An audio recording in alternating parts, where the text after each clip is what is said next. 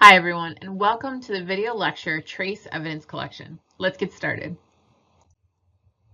Now, trace evidence can be small, but its impact on forensic investigations can be significant. Proper collection and packaging of trace evidence is critical in ensuring that it's preserved, uncontaminated, and admissible later in court. In this lecture video, we're going to discuss or focus on the best methods for collecting and packaging trace evidence at crime scenes. Now, that being said, trace evidence is a huge category that covers a bunch of different types of evidence, and each type of trace has its own packaging do's and don'ts. So for this lecture, we're not going to cover everything, but we will focus on some of the most commonly encountered trace evidence. Unlike larger physical evidence, trace materials present several unique challenges that make their collection and preservation particularly difficult.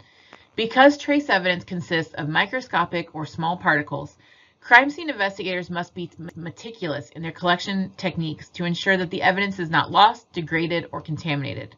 There are four primary challenges that investigators face when collecting trace evidence. Size and visibility is one of the primary concerns.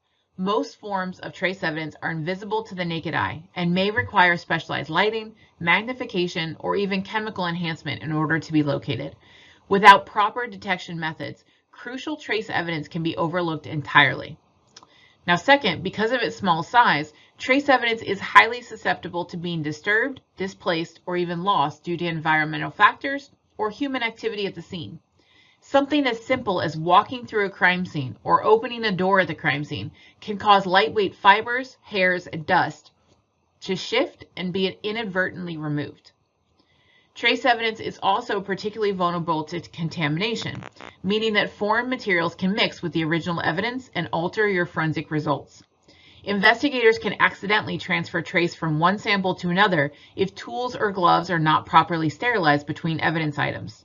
Trace evidence can also mix together if multiple pieces of evidence are collected in one packaging, compromising potential evidentiary value. For example, if you put suspect's clothing and victim's clothing in the same bag before analysis, fibers can transfer between them, making it unclear whether the fibers originated from direct contact or simply because of improper evidence handling.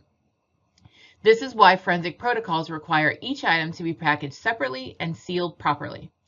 And finally, environmental factors can pose a risk of degradation if the trace evidence is not collected promptly enough. Biological trace evidence, like skin cells and body fluids, can break down due to heat, humidity, and bacterial activity. And weather conditions can erode trace like glass fragments, making it difficult to analyze fracture patterns and to do future comparative analyses. So let's talk about best practices for common forms of trace evidence collection.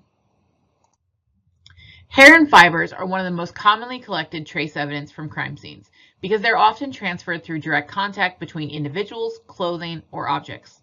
Tweezers or forceps are the primary tools used for picking up individual hairs or fibers, which are then placed into a sterile envelope or a pharmacist's fold to prevent loss. Tape lifts are another effective method, particularly when collecting fibers from clothing, furniture, or vehicle interiors. Investigators press adhesive tape onto the surface to pick up loose fibers, then carefully place the tape onto a sterile backing for analysis.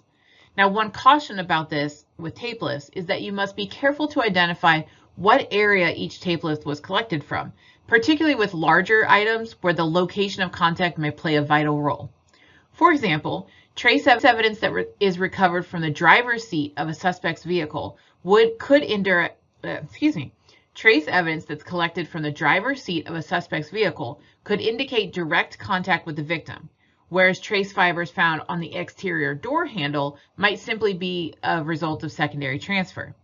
If the tape lifts are not properly labeled and mapped for their exact collection location, forensic analysts may struggle to determine the significance of the evidence as it relates to the crime scene. Additionally, overuse of the same piece of tape on multiple surfaces can lead to cross-contamination, making it difficult to establish an accurate chain of evidence. To maintain reliability, investigators should use a fresh piece of tape for each separate area, document the precise collection point, and then package each lift individually to preserve the integrity of the trace material. Now, vacuum collection is also an option for the collection of trace evidence, but is typically reserved for larger surfaces where the trace evidence may be scattered, like carpets or car seats or other large crime scenes where fibers are thought to be embedded deep into the fabric or upholstery.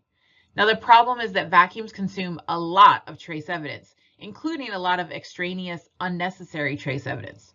As you can see from this photograph, a trace evidence vacuum puts all of the collected evidence into a sterilized closed container so that laboratory analysts can go through the collected trace in depth at the lab.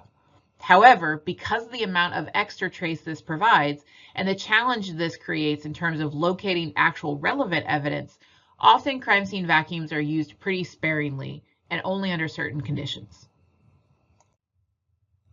Now, glass and paint evidence are also common forms of trace evidence. Glass can be found at crime scenes involving break-ins or violent assaults. Paint can be an important piece of evidence for vehicle collisions or assaults with blunt objects.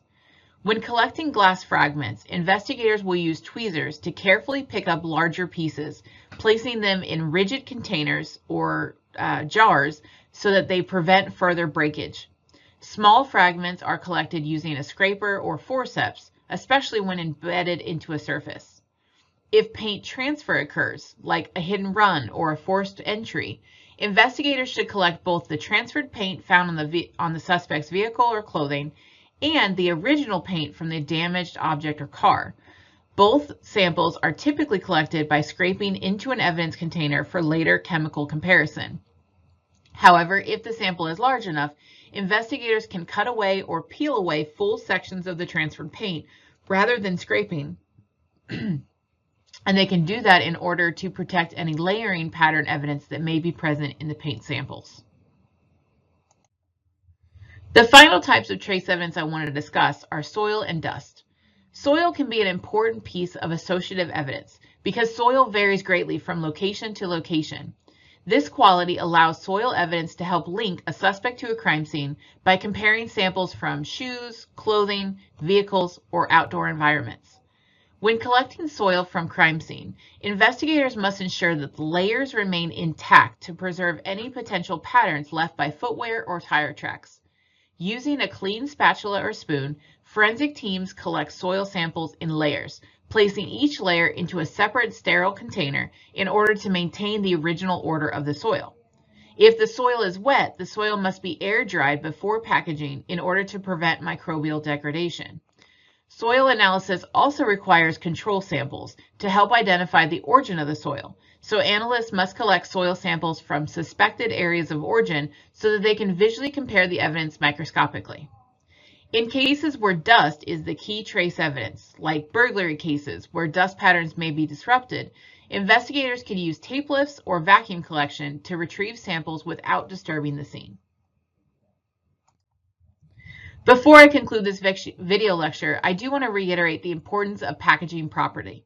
Trace evidence, by definition, is really small, which means that all packages containing potential trace evidence need to be closed carefully to ensure that trace evidence is not lost during transport.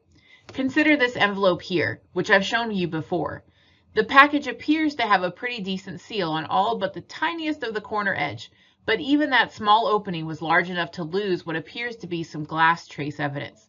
It is therefore imperative that crime scene investigators ensure that trace evidence containers are fully sealed and protected to ensure that your trace evidence survives transportation back to the evidence storage locker. All right, well, that concludes the trace evidence collection lecture. Thanks for watching, everyone.